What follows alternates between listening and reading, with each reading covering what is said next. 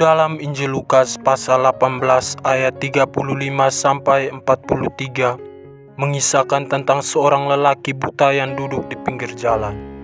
Ketika dia mendengar keramaian orang banyak yang melewati di situ, dia bertanya-tanya apa yang sedang terjadi.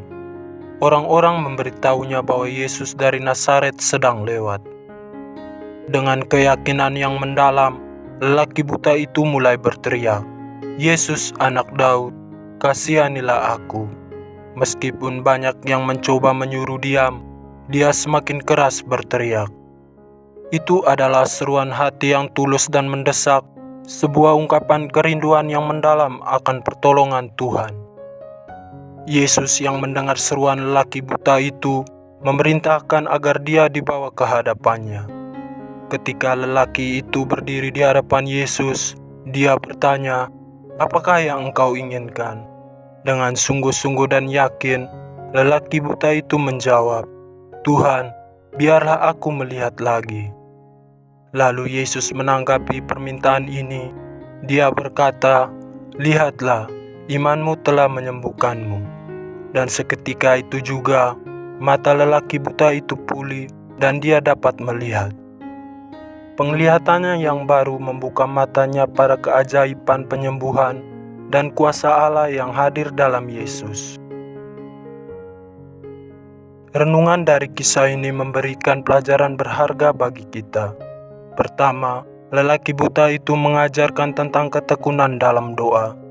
Meskipun dihadapan dengan hambatan dan perlawanan, dia tidak berhenti berseru kepada Tuhan. Ini mengajarkan kita untuk memiliki ketekunan dalam memohon belas kasihan dan pertolongannya dalam setiap keadaan. Kedua, ketika kita menghadapi kesulitan, kita diajak untuk berseru kepada Tuhan dengan tulus dan yakin, mempercayakan segala kebutuhan dan kerinduan kita kepadanya. Seperti lelaki buta itu, kita dapat berbicara kepada Tuhan dengan iman yang meyakinkan, menyadari bahwa Allah mampu melakukan segala sesuatu. Dan pada akhirnya, Yesus menanggapinya dengan penuh belas kasihan. Ini mengajarkan kepada kita tentang karunia dan kuasa penyembuhannya. Dia tidak hanya mendengar seruan lelaki buta itu, tetapi juga menanggapinya dengan penuh kasih, menyembuhkan dan mengembalikan penglihatannya. Ini menjadi pengingat bagi kita bahwa Allah peduli dan siap menyembuhkan kita, baik secara fisik maupun rohani.